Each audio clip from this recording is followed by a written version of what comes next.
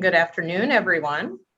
My name is Marcella Paris, and as the director of the Lewiston Public Library, I would like to welcome you to the Great Falls Forum.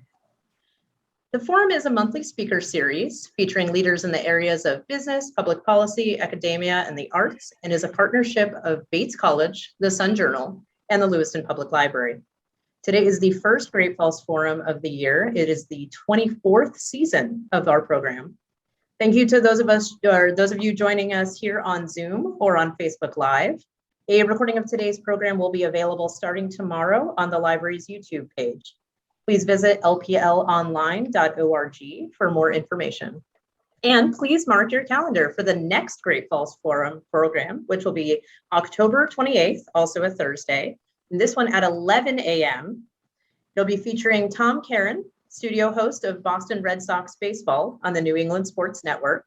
And his talk will be entitled The Golden Age of Boston Sports. More information on that will be available at lplonline.org. So a little housekeeping first for today's program for those who haven't joined us before. Those on Zoom will see a Q&A option at the bottom of the screen. Please use this to enter any questions for our panelists today. And for those joining us on Facebook Live, go ahead and type in your questions in the comment box there, and we will make sure that they get to our speakers. So today I have the pleasure to introduce the moderator of our panel and a participant on the panel, Doug Dunbar. Doug is the Recovery and Reentry Workforce Specialist at Eastern Maine Development Corporation, a nonprofit economic development organization serving businesses, communities, and workers. For nearly 3 decades, Doug pursued a career in government, serving as Maine's Chief Deputy Secretary of State, former Governor John Baldacci's press secretary, then Congressman Baldacci's communications director in the U.S. House of Representatives, and a staff member to Senator George Mitchell. Doug's government career came to an end in 2017 when years of self-medicating with alcohol to combat lifelong concealed mental illnesses contributed to 6 arrests, over 4 months in jail, and more than a year in the Penobscot County Adult Drug Treatment Court. Nearly 4 years sober, Doug is a strong recovery advocate in his personal and professional life. To introduce today's program and our other panelists, I'm pleased to welcome Doug Dunbar to the Great Falls Forum. Thank you so much. It's great to be here and to have the opportunity to talk a little bit about and to hear from you about recovery. This is National Recovery Month. September is always National Recovery Month, which focuses on both healing and recovery from substance use disorders and from mental health challenges. And as Marcella said, I've suffered from both. And because of stigma and other concerns, I kept it all a secret until it all finally came crashing down around me 4 years ago next month, October of 2017. But I'm fortunate to be in recovery and to have a terrific job now at Eastern Maine Development Corporation, where I'm able to help other people in recovery and people reentering from jails and prisons to move forward in life and gain greater stability and purpose through education, training, and employment. But first, I want to introduce the other panelists before speaking more about Recovery Month and what's happening in Maine. Our first panelist is doing a remarkable job at the state level. Gordon Smith was appointed by Governor Mills as Maine's first director of opioid response in January of 2019. He's responsible for coordinating and directing the state's response to the opioid crisis, including prevention and treatment of substance use disorder and harm reduction strategies. Prior to taking on this new responsibility more than 2 years ago, Gordon had served since 1993 as executive vice president of the Maine Medical Association. He graduated from the University of Maine and the Boston College Law School. He's a past chairman of the American Society of State Medical Association Council, a nationwide group of 140 attorneys representing medical associations. As a board member, Gordon has been a resource to many organizations and associations, including the Maine Association of Area Agencies on Aging. So welcome, Gordon, and we will get started in a moment. But next, I'd like to introduce someone that many of you may know. And I've got to confess, I met with Stephanie a couple of days ago, and one question that I meant to ask is, Stephanie, how do you pronounce your last name? It's Gelinas. Gelinas. Well, I'm glad that I admitted this right up front, or I would have not pronounced it correctly. But Stephanie I say many of you may know her because she serves on the Lewiston City Council, but in her professional life, she is the founder and executive director of Sandcastle Clinical and Educational Services right there in Lewiston. She's been a speech and language pathology practitioner for over 3 decades. As I said, she serves on the Lewiston City Council representing Ward 7. She's a member of the Lewiston Area Public Health Committee, which is important because that organization is organizing an event this Saturday, September 18th in Lewiston called Rally for Recovery. And we'll talk more about that in a few minutes. Stephanie has also been active with the Lewiston Auburn Metro Chamber of Commerce, the Promise Early Education Center, the Androscoggin Valley Council of Governments, and the Lewiston Auburn Rotary Club. So thank you, Stephanie, for being here. And our last panelist is Jeremy Hiltz. And many of you locally in the Lewiston Auburn area may also know Jeremy. He's doing tremendous work in Androscoggin County around recovery issues. He's the founder of Recovery Connections of Maine in Lewiston. He has a passion for serving those suffering from substance use disorders. Jeremy strongly believes in community collaboration, which is what today's event is all about. He has a background in advocacy and is a former chapter lead of Young People in Recovery. Jeremy has spearheaded numerous community events and volunteered his time in the Maine Correctional Center. He has spoken to many high schools, colleges, and events in the community, and I'm glad that he is here to speak with us today. So welcome all of you, and thank you again for being willing to serve as panelists. And I thought I would get the discussion started just by asking, what has brought you to this work, or what experiences have you had that have made you passionate about these issues that we're confronting? And I should say, for anyone who is not aware, remarkable things have been happening, particularly the last couple of years in Maine.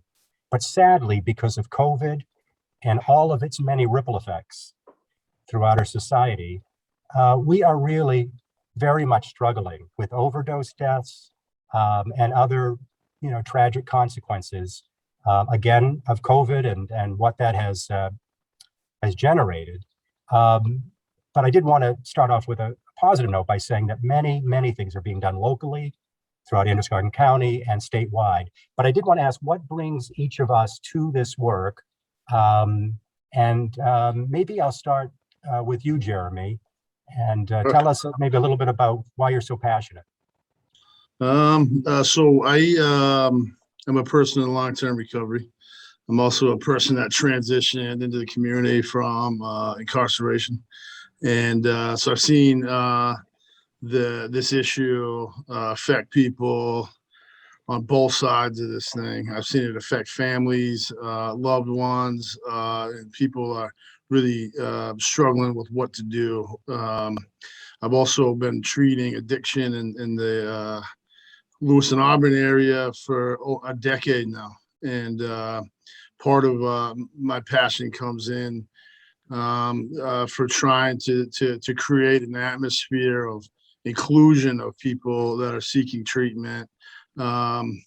We wanted to do things a little differently and create an environment that was recovery friendly for everybody that walked through the door, whether they were currently using or they've been in recovery for 2 or 3 years. We want to treat everybody, and we think that it's really important that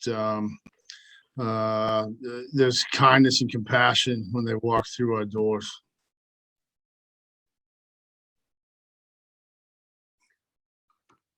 As you said, you've been doing this work now for a decade, and I knew of you long before I met you because I heard so many terrific things about what you were doing. And we can talk more about specifically the kind of work that you do. Stephanie, maybe I'll ask you the same thing. What has brought you to this event today, and in terms of your interest in and passion for these issues? Thank you, Doug. So what brought me to this panel was my appointment as a Lewiston City Councilor to sit on the Lewiston Area Public Health Committee. And as you know, the Public Health Committee, has identified addressing substance use disorder and advocating for recovery as one of their top priorities. Additionally, I would add that September, as you mentioned, is the National Recovery Month, but it's also the month of my son's birthday, who would have turned 30 next week. But instead, he's 28 forever in my mind, as he lost his battle to this insidious disease of substance use disorder, and he died of an overdose death. His passing came after a period of about 6 years of actively identifying and attempting to treat SUD via various rehabs, sober living arrangements, and different treatment options. So my passion is this. I have come to the tables that I find myself at, really saying that some, like my son, are not necessarily given the gift of recovery in time. And I come to tables like this with a strong urging to others to fight for your life while you still have it.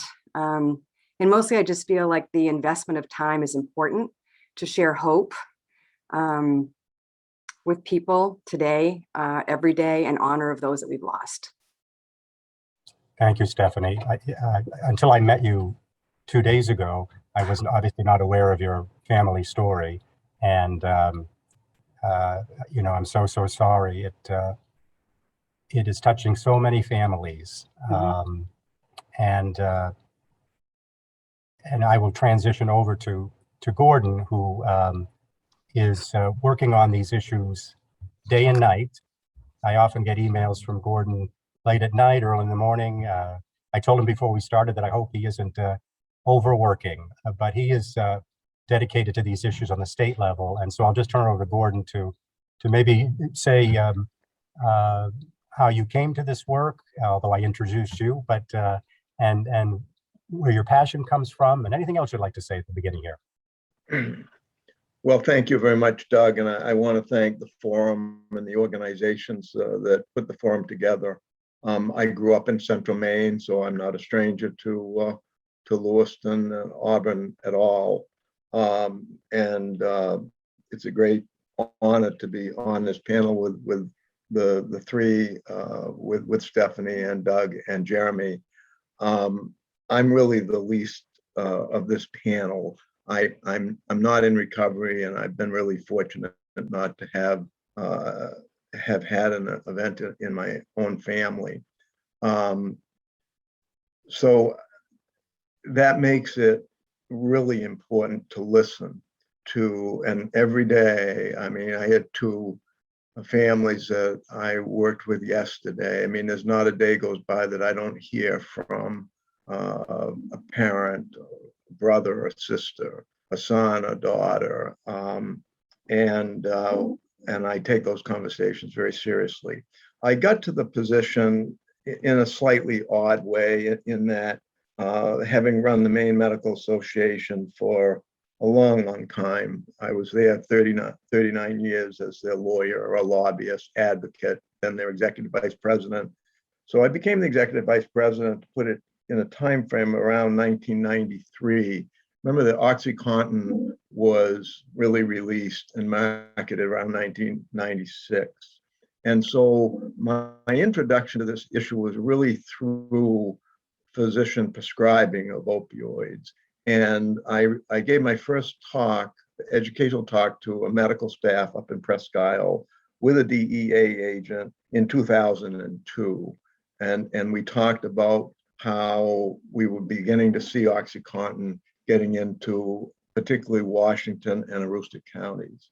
And so that continuing education, when actually people starting with an opioid problem after surgery or through prescribing, that really was a big problem for a long time. It's really, and I'm not saying we're out of the woods on that, but it's not the problem that it was, because we now have the prescription monitoring program that we did in 2004. But to fast forward, because it's really more important to hear from the 3 of you, all of that brought me into the Maine Opiate Collaborative, for instance, in 2015, that then Attorney General Janet Mills, Tom Delahanty, a Lewiston native, then the U.S. Attorney, and the Commission of Public Safety at that time came together and formed a collaborative that was kind of staffed out of the Maine Medical Association. And so the governor and I had been working in this area for a long time, for several years before she ran for governor. And then 3 doctors and I put together an opioid plan to how to attack this should she be elected. Once she was elected, she asked me to put together executive orders to carry out, see what we could do on day one to more effectively attack this problem. And through all of that, it turned out I was about to retire from the Maine Medical Association. So I then was asked to come and be the state's first director of this effort right out of the governor's office. I don't sit in any department. I work right out of the governor's office, and we'll talk more about that during the hour. But that's how I came to it. I'm a lawyer. I've never treated a patient. Just because you work for doctors for 40 years doesn't make you a doctor. And so it really is important that I listen and learn as much as we can. But the governor and I are very, very committed to making this situation better. Thank you. Thank you, Gordon. It's quite a retirement you're having right now, the last 2.5 years. No one's ever worked harder or longer hours in retirement than Gordon Smith. And as I mentioned before, so many, really good steps have been taken in the last couple of years, and we'll get into that some more. Gordon, you mentioned prescribing, the prescribing of opioids and how that contributed to where we find ourselves today. I spent 15 months in the Penobscot County Adult Drug Treatment Court. As Marcella said when she introduced me, I went to jail because alcohol led me to do things that I never would have done if I hadn't, become an alcoholic and had the substance use disorder. But so that led me to jail. But when I got out and was in the Penobscot County Adult Treatment Court, I met so many young people who were battling opioid use disorder, and I learned so much. I have a friend, Billy. He recently got out of prison. When Billy was in high school, he had 2 wisdom teeth removed, and he was prescribed medicine that he very quickly became addicted to. And Billy is now in his mid-30s, and his life has never been the same. He's been in and out of jail, in and out of prisons. He's doing better now, fortunately, but his life has never been the same since he was prescribed those medicines. So that was eye-opening to me. I was unaware until being in the drug court program that those kinds of situations existed, and I should have known. I also met a young woman who at age 12 was using heroin with her parents. When I was 12, growing up here in Bangor, I'm not sure I was allowed off the street with my bicycle. So these kinds of issues were completely foreign to me. So I've had an incredible education by being in the treatment court and being in recovery for the past 4 years. The things I have seen and learned have been, eye-opening, and I just didn't even really know existed. So I've learned so much. And I did want to ask about the progress we have made, because I want to start and end with some hopefulness. We can all read the terrible headlines in the paper when overdoses happen, when those statistics come out monthly, but so much has been done. And maybe I'll start back with you, Gordon, on a statewide level. Do you want to tell us about maybe a couple of the actions that have happened or programs that have been implemented that you think we should know about and be aware of? Sure. There is a lot to be hopeful for. And I'll start with what we did in February of 2019, when we announced that we would purchase, at that time, 35,000 doses of naloxone and try to keep people alive. That as we roll out more types of treatment and recovery supports, none of this is going to be available to people if they're not alive. And so we have since that time purchased 100,000 doses of naloxone, the vast majority of it being intranasal Narcan, some intramuscular naloxone as well. And we said we'd train another 250 recovery coaches because that peer-to-peer support is so important. And now we have 700 or 800 recovery coaches in the state.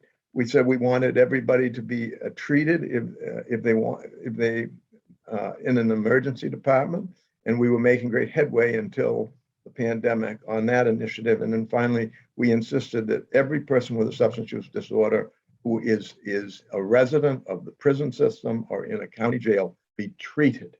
It's shocking to me as an attorney that 20 years after everything from the Americans with Disabilities Act to mental health parity legislation, that was not being done. It's still not being done enough, but we've made great headway in all of those various initiatives. Our overall plan is based upon the domains of prevention, treatment, harm reduction, and recovery support. Recovery centers, recovery coaches, recovery residences, recovery-friendly work sites. And then I would say on harm reduction, it's really all about naloxone and syringe, our syringe exchanges. We started with 7, now we have about 13. So that's it in a summary, Doug. Thank you, Gordon. And I just want to take a second to thank the governor, because so much has changed since she took office.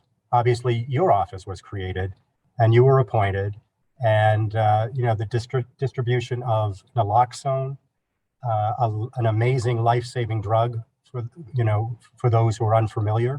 There's now a recovery cabinet that Gordon, you're involved with and oversee. So much has been done to kind of bring down some silos in government, to get resources out to communities. And there is, many reasons to be hopeful, despite, again, an increase in overdoses, brought on largely, I think, by the pandemic. But more locally, Jeremy, I don't know if you want to talk about what you've seen as progress, both what you're doing and maybe, in the community or in the county. Just make it a little more local for us, if you would. Tell us what you've been doing and seeing that, that gives you some hope. So I'm also the founding board member of the REST Center. It stands for Recovery Employment Support and Training, which is a recovery community center in Lewiston that Gordon, spearheaded it was an initiative to create recovery community centers all across the state, and we were fortunate enough that Gordon assisted us in that process. It's a place for people to come to. It's a place for people to be at. We have self-help meetings. We have recovery coaching going on down there. So if somebody needs a recovery coach, they can come in and connect with somebody that's going to help them through that process.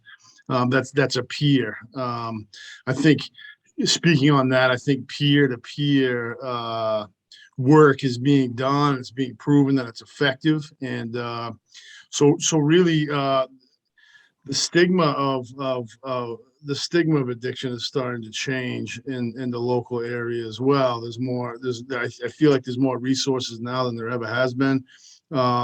When we were talking, when Stephanie was talking about the Lewiston Area Public Health Committee, that's something that has, our local government hasn't really concentrated on this issue in a very long time. So for people like Stephanie to step up as a city councilor and be a voice for us is super important to us. We also have recovery residences that are popping up in our area. We operate 3 of them. And so the area is starting to become recovery friendly. The Lewiston Auburn recovery community, the folks that are in it, going to meetings every day, are so resilient, and connection is part of what we do, right? Like, connection is a huge piece of recovery.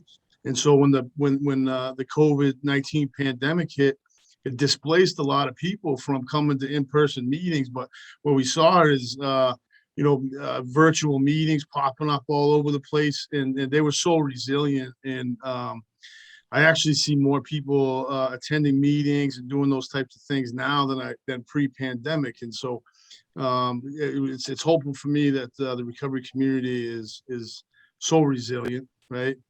And looking, I can never really overlook the individual efforts of people. Like, I see people getting the children back, and going back to school and college, and doing things, just like getting a driver's license and a vehicle. These are accomplishments that are much bigger than any one particular organization. So we're seeing that stuff on a daily basis. You know what I mean? And I think it's very encouraging for us right now. I do think that obviously we have a lot more work to do, but the nucleus of the people doing the work is getting bigger and bigger all the time. Yeah, absolutely. I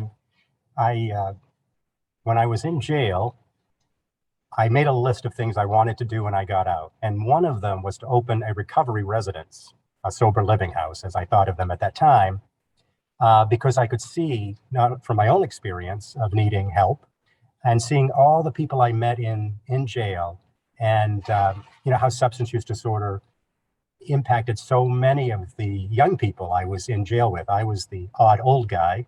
I was in my early 50s when I went to jail. Most people in our jails, as you probably know, are poor and ill, and they're in their teens, 20s, and 30s. So I wondered, who is helping these people? And one of the things I recognized was that we need more recovery residences. And that was just 3.5 years ago.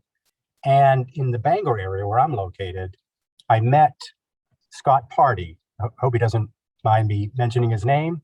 And he opened his first Fresh Start Sober Living House here in Bangor that fall of 3 years ago, 2018. And I went to the open house, and I met Scott, and I said, boy, Scott, I hope this works out for you, because I know you've invested a lot of your own money in this. Well, 3 years later, he's opening his 8th house in the Bangor Brewer area. So you're right, Jeremy. The recovery residence or sober living house movement really is, taking off, and it's so, badly needed. And Scott would like to open several more houses in Penobscot County because of the need. Stephanie, you serve on the. Can I say just one more thing real quick that I think was super important that turned the tide for folks is Maine Care expansion. When it happened, when Governor Mills took over, I think that's one of the first things that she did. Correct me if I'm wrong, Gordon, but that allowed, so doing treatment, we used to have groups and people coming in. It was typically women and females, and now the Maine Care expansion allowed men of all ages to start receiving treatment. The other thing is that we work with a lot of folks coming out of incarceration, and they're coming out with insurance and healthcare benefits and so that's been a huge impact over the last couple of years. Yeah, so important. The expansion of Maine Care, of Medicaid in the state really has opened doors that hadn't been, opening for so many people seeking recovery. And I know the Maine Department of Corrections and some of our jails do a good job of making sure that when people are released, that they are already signed up and able to access, Maine Care. So that really is important.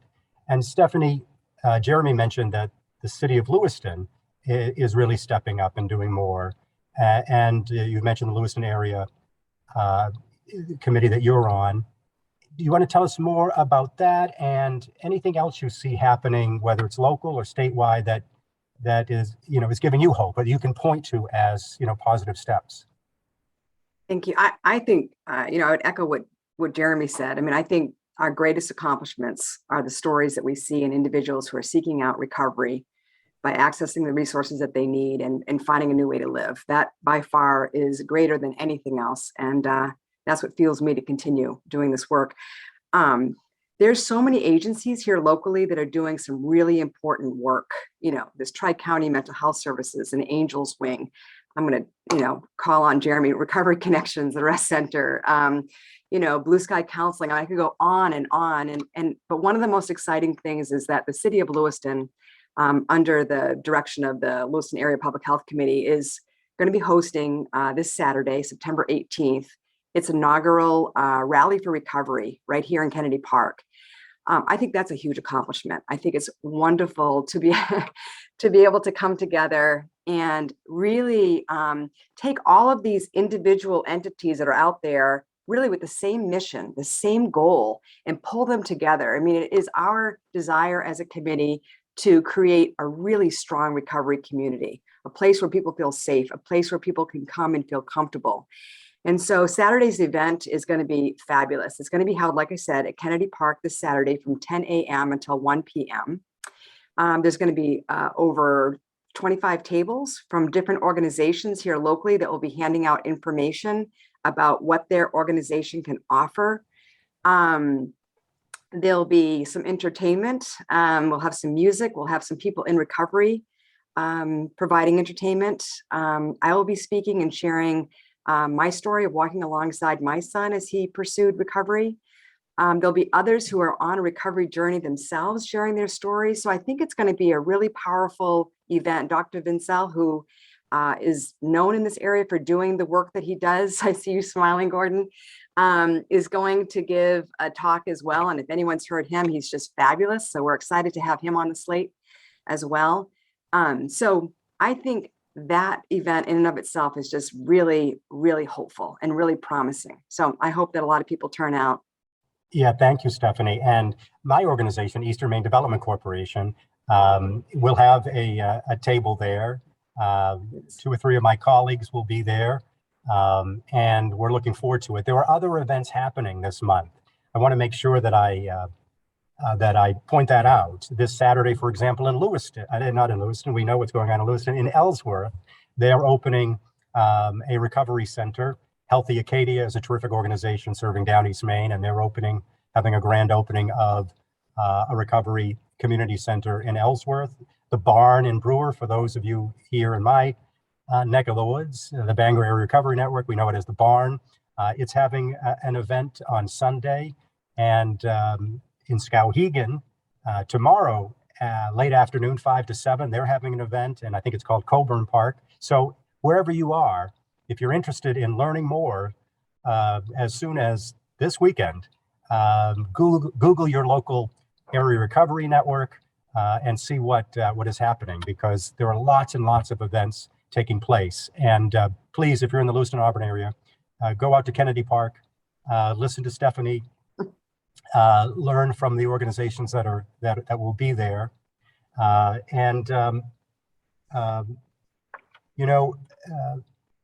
when I was in treatment at an organization in Bangor here called Wellspring, it's a large substance use disorder treatment provider. We would have what's called IOP. For those of you who are familiar with the recovery world, and Jeremy, your organization obviously has IOP classes. When I was in IOP one day, there was a story in the Bangor Lay News about Narcan. And this is going back, I guess about 3.5 years ago. And there was still some controversy around naloxone, around Narcan.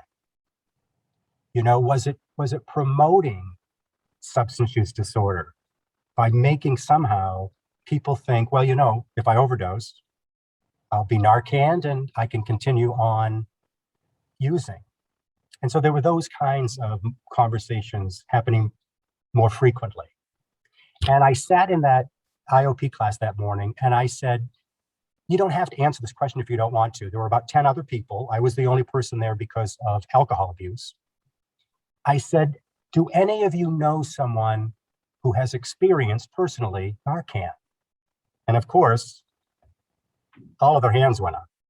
And I started to hear I've been Narcan twice, 4 times, 5 times.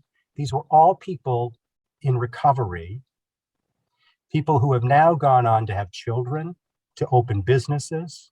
Some are artists, cosmetologists, a carpenter, people that are leading healthy lives now and contributing to the recovery world. They all would have been dead. They all would have been dead. And that convinced me right then. I still had questions about Narcan. Well, is there any validity to the idea? Well, people will just go on using. No. The starting point is you keep people alive. People can't benefit from the workforce development programs that I offer to help people move forward who are in recovery. They can't go to Kennedy Park this weekend if they're dead. So harm reduction is so important, and I'm just so pleased that the governor and Gordon and others in state government are making naloxone available and really are making harm reduction part of the strategy, because again, you can't help people if they're not with us. So I just wanted to mention that was a really eye-opening experience to me. All of those young people that I was with, none of them would have been in that room with me. They all would have been gone and their futures would have been lost. I wanted to point out, we want to hear from you in the audience. The Q&A is available. I know Jeremy's already responded to one person who asked a question about what can I do to get involved? And that's what we're going to turn to next. I would like to leave every one of us with an assignment, if we choose to accept it, of what can we each do to work on these issues. So how can we get involved? And the person in the chat said, I'm a college student. What can I do? Are there organizations locally that I can get involved with? And I think Jeremy was quick to respond. But let's talk about that for a few minutes. And please feel free to put questions in the Q&A, not the chat. I've probably been saying chat. The chat is disabled. You can't use the chat. You can use the Q&A in this format. But maybe we can go around and if you can think of 1 or 2 things that each of us can do, whether we've been impacted or not. We need everybody in this fight. So Gordon, I'll go back to you. If you had to suggest 1 or 2 things that the average person could do, what would you say? I've got 6 things, Doug, but I'm going to go through them very, very quickly. First of all, there is something that each and every person in the state can do, because this problem is so pervasive that it truly is going to take everyone's help, whether they've been directly affected by it at all. The first thing a person should do, is educate themselves about the issue. Learn about substance use disorders. Learn about the different medications to help get people well. So educate yourself. Then use appropriate language. Help us reduce that stigma. We don't talk about addicts anymore. We talk about persons. We talk about people with substance use disorders. We don't talk about clean and dirty lab results. We never say that about a person with a cardiology test, that the test came back dirty. It's a positive test or a negative test. Language really matters. And one of the primary reason that only 10% of people in this country get treatment is because of stigma. They've been stigmatized at the doctor's office, in the emergency department, at the pharmacy counter, and so they don't even bother anymore. The third thing you can do is volunteer. You could walk right into the rest center and volunteer. You can train as a recovery coach. We have a 4-day academy. There's no cost for it. And you can train as a recovery coach, while most people who train as recovery coaches are in recovery themselves. So there's a real peer-to-peer. You don't have to be a recovery coach. Mentor a young person.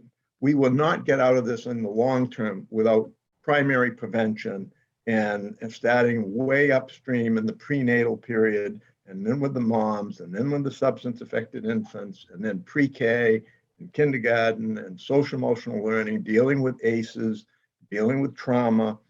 We know why people use drugs, and we have to get a lot of resources into the primary prevention area. And then finally, do what I do. I'm just a lawyer. I carry Narcan in my car. The training took like five minutes. The governor, when she was attorney general, one of the first things she did for me, she turns over this entire carton of probably then expired Narcan that she'd been then carrying. Everyone can play a role in this. Thank you. Absolutely. Stephanie, your thoughts? Well, I think Gordon covered them pretty well, but I'm a strong believer that the best thing we can do is really read, educate ourselves first, and then really seek to educate others.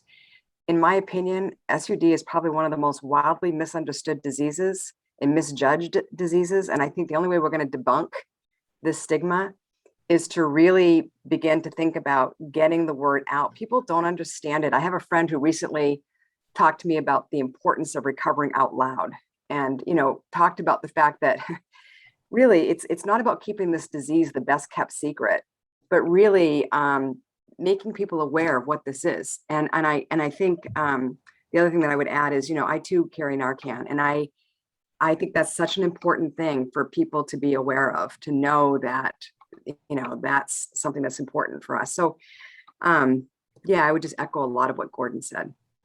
Thank you, Stephanie. And we can come back. But if you want to think of one or two books or articles that you don't have to, I put you on the spot there. But if you think of something that we might turn to, feel free. I spend a lot of time, frankly, just Googling. I'll think of a topic regarding recovery or substance use disorder, and I Google it and I read an article or two, or I listen to a podcast, or I go to a TED Talk on recovery and just try to educate myself.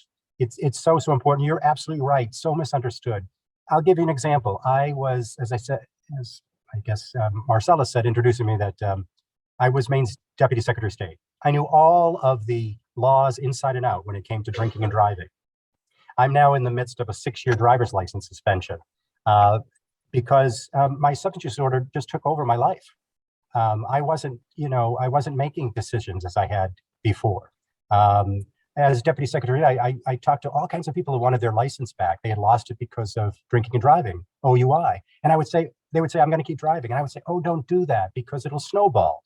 You'll get an OAS, operating after suspension. You'll get an OAR, operating after your license has been revoked. You'll become an habitual offender and you'll lose your license for 6 years. Well, all of those things happened to me. I became the poster child of what can happen when you allow those things to get out of control. I knew it was happening, but I could not control my behavior. The substance use disorder is that powerful. Jeremy, what do you think people can and should do other than volunteer at the rest center? Well, I think Gordon stole a lot of my thunder around this stuff because I think language is very, very huge. I think, our society, we were, people that had substance use disorder were taught to stay, don't talk about it. It's anonymous. Don't say anything. And based on that, I think a lot of judgments have been made about folks that suffer from substance use disorder. And really being careful about what we say and how we say it. And because you don't know, you could be talking about, somebody suffering from substance use disorder with somebody that's currently suffering from it, and they don't want to say anything because they've just heard you say negative things about it. So that's like super important. I also think that, so I will say this too, is October 30th at the Rest Center.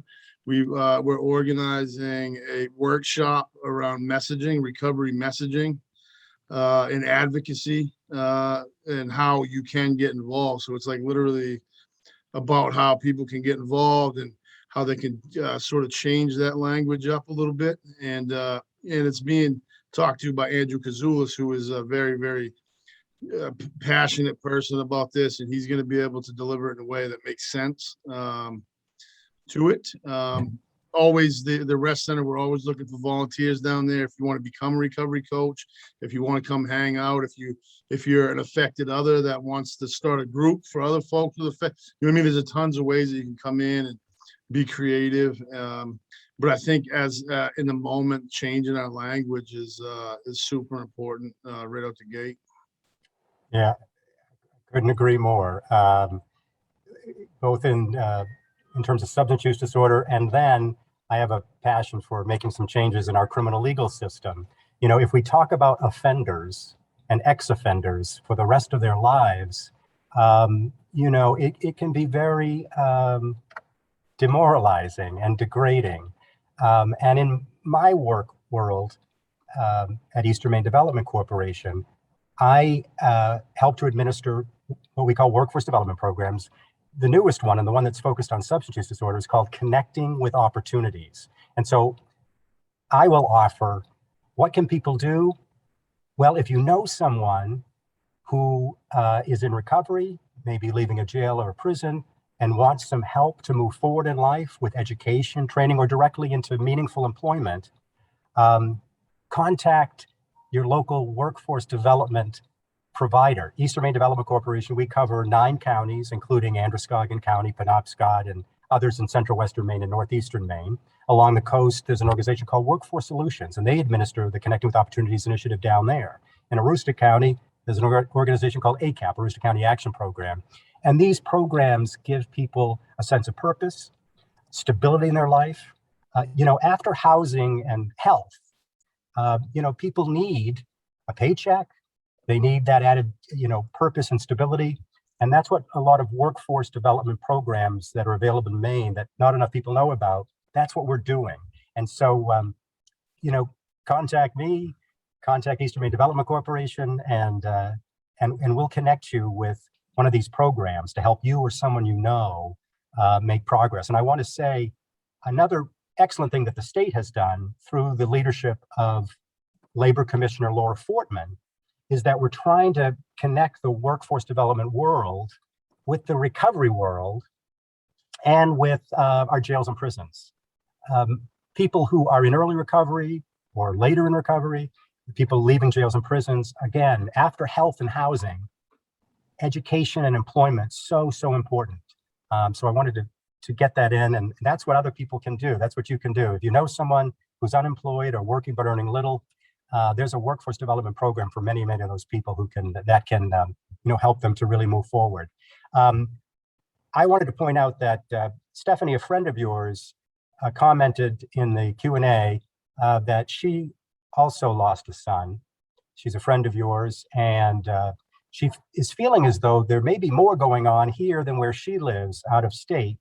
And so, you know, I will try through you to maybe see if we can help her to learn about more resources in her state. She's in Pennsylvania, but I'm pleased to hear that she's encouraged by what we're talking about here in Maine. Mm-hmm. And I'm going to just look at the Q&A. There are other questions coming in, and we decided that around 12:45 we would focus on the questions because it's so important to hear what you in the audience want us to be addressing or what you want to share. And so I am looking right now, and someone is saying, I'll take a question on the employment side. There was some legislation that began to get at some of the insidious practices that I used in screening out people from applications. And we are trying to launch in 2 counties, at least 3 counties, recovery-friendly worksite initiatives that are designed not only to work with that company so that they can hopefully start thinking about hiring people regardless of a felony conviction, regardless of a history of a substance use disorder, but also to support people in their existing workforce, to support them. And there are many employers in Maine that are interested in this and are doing a beautiful job of it. But we need them to be the champions to work with the others. And we think that the employers in these communities can be a really important source of breaking down the stigma, because this is where I'll go to a community and give a talk at a recovery center, and I know the 35 people that are there are already, they could give my talk. We're not getting out to the people that we need to, frankly. And so, but they are working. They are at work sites. And many people who are the executives of these companies are in recovery. and they have a real passion to give back by doing this. So I think again that the dignity of a roof over their heads, food security, employment, as you've said, Doug, these are the steps that are important to people in recovery. So recovery, we're going to be centering a lot of activity in those employment work sites. Thank you. Yeah, so important. And my computer, unfortunately, just told me that my internet is a bit unstable. So I'll try to do less talking and turn it over to others of you. Someone in the Q&A mentioned being in Caribou, and they're trying to organize a recovery-friendly job fair because we do need many more employers. They already have people who are suffering from substance use disorder, whether they know it or not, in their workforce, particularly if they're a mid-size or large company. People in recovery are there. And so we do need to get more people to the table because, a lot of, people here today tuning in, to some extent, they are the choir and they understand. But we need more elected officials. We need more business owners and managers. We need more teachers and superintendents of schools and on. The people who aren't usually around these tables to join us and to be part of it. I'm glad, Gordon, that you mentioned something that really is important to me, recovery coaching. And Jeremy can speak to this in a second. There's also an 8-hour, one-day recovery coaching basics. So if you don't necessarily want to become a recovery coach and spend 4 days doing it, although we need more of you, there's a one-day recovery coaching basics. And it's just a really great way to learn more about language, to learn more about the issues. So I would just toss that out as another thing that people can think about. Take the recovery coaching basics course. And Jeremy, do you want to just tell us a little bit more about what a recovery coach does for those who may not be aware? A recovery coach is a peer-to-peer relationship. Somebody that just it is just that, it's the coach, right? It's somebody that's going to cheer you on and be a support while you're going through things, that has the ability to connect folks that are in recovery to resources in the community and the recovery community itself. I think there was also an important question that was asked in here. It says, what about classes on emotional intelligence for all those who are in the role of first responders? And I think, I don't know if anybody wants to talk about that or how, because I think that's a very important issue that we have that happens, is like, how do we get people into treatment? And sometimes those first contacts during those times when somebody is in really need are crucial to the outcome of what's gonna happen next. Yeah, no question. Are you, I'm just curious, are you seeing numbers increase in terms of people walking through the doors over the last, say, year or so? Or how does Yeah, 100%. We're seeing people increase. I think the substances that are being used right now in the community are different than they were 5 years ago. Fentanyl's there, but we have a large problem coming up with methamphetamine. It's all over our community. It's a cheaper option sometimes, and it's easy to struggle with. And I think that's creating certainly a problem with the contact with first responders, and it's really creating a stress on the hospitals and law enforcement and EMTs showing up to try to help people out. I do think there is something to, and I think this is going to speak to the work that we still have to do, is how do we as a community gently and lovingly and kindly approach folks that are in substance use and mental health crisis? Yeah, absolutely. Stephanie, go right ahead. I'm just going to, segue off that a little bit with Jeremy saying, I think, we are on the right trajectory. We've got to keep our foot on the gas though, in order to sustain, this traction. And I think he's absolutely right. we need to do better. So there are certain things, like I think, getting folks to open their hearts and their minds certainly is a big deal. And then beyond that, once those minds are open, to educate them about some of these trainings as it pertains to emotional intelligence, the connection of mental health issues. I mean, some of those things are so important. So that is work that still needs to be done. No question. And we talked a moment ago about the fact that in the past, almost the recovery world itself almost encouraged being anonymous. And I understand there are certain reasons for that, and some of them are very, very valid. But I've always said, since I got out of jail and have been in recovery, to those who can, please tell your story.